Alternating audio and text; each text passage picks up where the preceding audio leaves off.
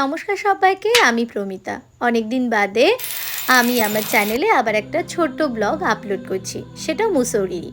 সেদিনকে যেখান থেকে আমি ব্লগটা শেষ করেছিলাম, আবার সেখান থেকেই আজকে আমার ব্লগটা তুলে ধরছি। আমি যেহেতু প্রফেশনাল ব্লগার নই, তো সেই কারণে আমি এত ভালোভাবে তুলে ধরতে পারিনি। তবে এরপরে আমি যেখানে জার্নি করব অবশ্যই অনেক ভালো করে তুলে ধরার চেষ্টা করব, ভিডিওগ্রাফি করার চেষ্টা করব। তো আমরা এখন যাচ্ছি জর্জ এভারেস্ট পিকের উদ্দেশ্যে। প্রথমে শুরুতেই যে জায়গাটা দেখলেন, তো সেখান থেকেই আমরা সেই জায়গাটায় আমরা ক্যাবে করে এসেছিলাম। তারপরে ওখান থেকে ওদের যে গাড়ি রয়েছে, গাড়িটা ভীষণই একটা সুন্দর গাড়ি ছিল এবং এটা অনেক দামিও গাড়ি সেটা। তো সেটাতে পার হেড 100 টাকা করে নিয়েছিল। আপনারা চাইলে এই রাস্তাটা হেঁটেও যেতে পারেন, কিন্তু আমাদের কাছে এত বেশি টাইম ছিল না বলে আমরা যাওয়ার সময় গাড়ি প্রেফার করেছিলাম এবং আসার সময় আমরা আমার হাজব্যান্ড এবং আমি হেঁটেই এসেছিলাম। ওখানে পৌঁছানোর পরে আমরা একটুখানি ওই ম্যাগি, তারপরে কফি এগুলো খেয়ে নিয়েছিলাম। আর ওইখানে একটা সুন্দর স্পট ছিল যেখানে আমরা কিছু ছবি তুলে নিয়েছিলাম। এই ছবিগুলো আমাদেরকে সেখানকার যে সহযাত্রীরা ছিলেন তারা আমাদের তুলে দিয়েছিলেন। আমরা যে জায়গাটায় উঠে ওই ছবিগুলো তুলেছিলাম সেখান থেকে এত সুন্দর ভিউজ ছিল, সেটাই এখানে আমরা তুলে ধরেছি। এই যে দেখলেন যে হেলিকপ্টারটা রয়েছে, সেটা নাকি পার হেড 15,000 টাকা এরকম কিছু রাইডের জন্য নেয়। তো সেটাতে ওঠার সেটা আমরা এরকম ফিজুল খরচা করবার পক্ষে নই। তো সেই জন্য শুধুমাত্র ছবি তুলে নিয়েছিলাম। এখান থেকে এত সুন্দর যে মাউন্ট এভারেস্টের যে পিকটা, সেটা এত সুন্দর দেখা গিয়েছিল। তার কারণ হচ্ছে সেদিনকে কুয়াশা ছিল না, তাই জন্য আমরা খুব স্পষ্টভাবে দেখতে পেয়েছিলাম জর্জ এভারেস্টের ওখান থেকে। তারপরে যে ভিডিওগ্রাফিটা দেখলেন, সেই ভিডিওগ্রাফিটা আমাদের একটা সহযাত্রী করে দিয়েছিলেন। এইবার আমাদের পথ শুরু হলো জর্জ এভারেস্ট পিকের উদ্দেশ্যে। রাস্তাটা এতটা বেশি খাড়াই ছিল যে যে রাস্তার যে কোন জায়গাটায় গিয়ে শেষ, আমরা সেই রাস্তার সামনে কোনো কিছু দেখতে পাচ্ছিলাম না, ঘুরে ঘুরে গেছে। আর নিচের দিকে একদম এতটা নিচু খানাখন্দ, নিচের দিকে তাকালেই ভয় লাগছে। এবং এই রাস্তাটাতে একটা মানুষ একজনই যেতে পারবে। আপনারা সবাই কমেন্টে জানাবেন যে এরকম মুসৌরি জর্জ এভারেস্টের পিকে গেছেন এবং এই জর্জ এভারেস্টের পিকের পুরো জার্নিটা কমপ্লিট করে আপনারা পিকে উঠতে পেরেছেন কতজন, তা অবশ্যই আমাকে কমেন্টে জানাবেন। আমরা যখন জার্নি শুরু করেছিলাম তখন এটাতে একটা ছিল, এটা আমরা এই জার্নির পরে এটা একটা জায়গা ছিল যেখানে আমরা কিছু ছবি তুলে নিয়েছিলাম এবং জায়গাটা খুবই সুন্দর ছিল। আমরা যখন জার্নিটা স্টার্ট করেছিলাম তখন অনেকে জার্নি স্টার্ট করেছিলাম এবং একটা ফর্ম ফিল আপ করে self declaration form fill up করে আমাদেরকে উঠতে হয়েছিল এবং নিজের দায়িত্বে ওঠার মতো আর কি। এবং যদি আপনার কোনো কিছু হয়ে যায় তাহলে আপনাকে কার সাথে কন্ট্যাক্ট করবে, আপনার বাড়ির নাম্বার ইত্যাদি ইত্যাদি ঠিকানা সব কিছু দিয়ে আমাদের যেতে হয়েছিল নিজের দায়িত্বে। তো যাই হোক, আমরা যখন জার্নিটা স্টার্ট করি তখন আমরা অনেকেই জার্নি স্টার্ট করেছিলাম, কিন্তু বিশ্বাস করুন সেই জার্নিটা সবাই কিন্তু কমপ্লিট করতে পারেনি। ধরুন আমরা 30 জন বা 40 জন তো জার্নি স্টার্ট করেছি এবং শেষ পর্যন্ত গিয়ে জার্নিটা শেষ করেছি মোটামুটি হয়তো মেবি 8 থেকে 9 জন। মাঝেই তারা উঠতে উঠতে হাঁপিয়ে গেছে, আমরাও হাঁপিয়ে গেছিলাম, কিন্তু আমরা আমাদের মনের বলে জার্নিটা কমপ্লিট করেছি। কিন্তু অনেকেই ছিল যে জার্নিটা ওখানেই শেষ করে ওখান থেকেই ছবি টবি তুলে ভিডিওগ্রাফি করে চলে গিয়েছে। আর পথটা অনেক বেশি সুন্দর ছিল। আমি যেহেতু প্রফেশনাল ব্লগার নই, তো সেই জন্য আমি অনেক বেশি চোখে বিশ্বাস করি, যে চোখে দেখা বেশি প্রেফার করি এবং মনে করি যে না একসাথে দুটো হয় না, যে চোখে নিজের চোখে দেখে আনন্দ করার ব্যাপারটা আর ভিডিওগ্রাফি দুটো একসঙ্গে পসিবল হয় না। তো আমি চেষ্টা করেছি যতটা সম্ভব স্মৃতি নিজের মনের মধ্যে রাখার জন্য, আর যতটা পসিবল হয়েছে আমি ততটা ভিডিওগ্রাফি করার চেষ্টা করেছি।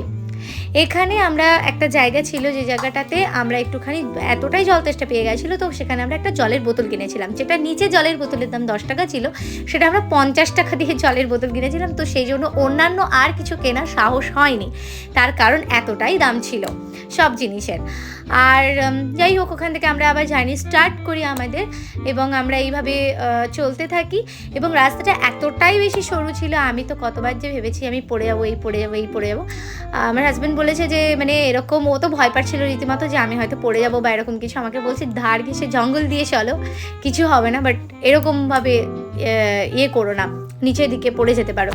তো যাই হোক, ও একবার আমার ভিডিও করে দিচ্ছিলো, আমি ওর ভিডিও করে দিচ্ছিলাম, এরকম হচ্ছিল। আর এটা আমাদের বিয়ের পরে ফার্স্ট হচ্ছে জার্নি ছিল, ফার্স্ট ঘুরতে যাওয়া ছিল, আর আমার জীবনে এটা প্রথম পাহাড় দেখার ব্যাপার ছিল। তো অনেক বেশি আনন্দও করেছি, অনেক বেশি ভয়ও ছিল। আর এই জার্নিটাতে যে আমি কতবার বমি করেছি সেটা মানে আমি নিজেই জানি। তো যাই হোক, এরকমভাবে অনেকটা রাস্তা ছিল, তো এতটাই হাঁপিয়ে যাচ্ছিলাম উঠতে গিয়ে, যে সিঁড়ির ব্যাপারটা মানে আমাদের নামার সময় না একদম কষ্ট হয়নি, কিন্তু ওঠার সময় যা কষ্ট হয়েছে। আমি তো বহু জায়গায় মানে ওয়েট করেছি, খানিকক্ষণ আমি অপেক্ষা করে করে আমি ওপরে উঠেছি একটু রেস্ট নিয়ে নিয়ে জার্নিটাতে। তো এখান থেকে ভিউটা আমি নিচের দিকে দেখালাম যে কত সুন্দর লাগছে। আমরা ওই জায়গাটা থেকে, ওই যেখানে আমি জায়গাটা দেখালাম ওই জায়গাটা থেকে আমরা জার্নি স্টার্ট করেছি, এবং মানে আমরা কতটা পথ চলে এসেছি। এবং এই যে সিঁড়ির ব্যাপারটা দেখছেন সেটাও একদমই মানে আমরা যখন জার্নির লাস্টের দিকে চলে এসেছি তখন গিয়ে আমরা ওই রকম সিঁড়ি টিড়ি মাঝে মাঝে আসছিলো, কিন্তু বেশিরভাগই এরকম হচ্ছে পাথরের ছিল। আমার শ্যুটা অবশ্যই খুবই ভালো ছিল বলেই আর কি পাথরে স্লিপ কাটার একটা বিষয় থাকে, আর কীরকম ধার ঘেঁষে রাস্তাগুলো যাচ্ছে, আর কখন মনে হচ্ছে যে কখন রাস্তা শেষ হবে, কখন রাস্তা শেষ হবে। ফাইনালি রাস্তা শেষ হয়েছে, আমরা উঠেছি। ওখান থেকে কিছু ভিডিওগ্রাফিও করা হয়েছিল, কিন্তু সেগুলো আমি আর এখন পাচ্ছি না। আমি আগেই বলেছি আমি প্রফেশনাল ব্লগার নই, তো আমার সব ভিডিওগুলো হারিয়ে গেছে না কি হয়েছে, ডিলিট হয়ে গেছে, বাট আমরা তুলে নিয়েছি। এটা আসার পথে আমরা হেঁটে এসেছি, ওখানে আমার হাজব্যান্ড বসে দিয়েছে, বসে নিয়ে এরকম আমরা দুজন মানে লিটারি আমরা দৌড় মারতে মারতে এসি। এটা আমি যেটা স্টার্ট করলাম সেটা হচ্ছে অটল উদ্যান বা কোম্পানি গার্ডেন বলে, সেটা আমরা একদম সন্ধ্যা হওয়ার আগের দিকে মুহূর্তে আমরা এখানে এসে পৌঁছেছি। এর আগে আমরা গেছিলাম হচ্ছে ভদ্রেশ্বর টেম্পল, এবং সেটা আমি আপনাদের সঙ্গে অবশ্যই শেয়ার করব। আমার এই ভিডিওতে শেয়ার করতে গেলে অনেক বড় হয়ে যেত, সেই জন্য আমি শেয়ার করিনি। কোম্পানি গার্ডেন বা অটল উদ্যান, সেখানে শুধুমাত্র হচ্ছে গাছপালা এবং সুন্দর মানে একটা মনোরম দৃশ্য রয়েছে ওর ভেতরে, ফুলের বাগান ইত্যাদি ইত্যাদি, এবং সেখানেও সমস্ত ভিডিওগ্রাফি করা হয়নি। জায়গাটা এতটাই সুন্দর ছিল, এবং এখানেই আমরা খেয়েছিলাম। এবার আমি না মানে ভিডিওগ্রাফিতে করতে করতে মানে এডিট করতে করতে কিছু জায়গা আমি অ্যাড করতে ভুলে গেছি। এখানেই আমার মানে এগুলো আমার শর্টে পেয়ে যাবেন, এইখানকার কিছু কিছু ক্লিপস।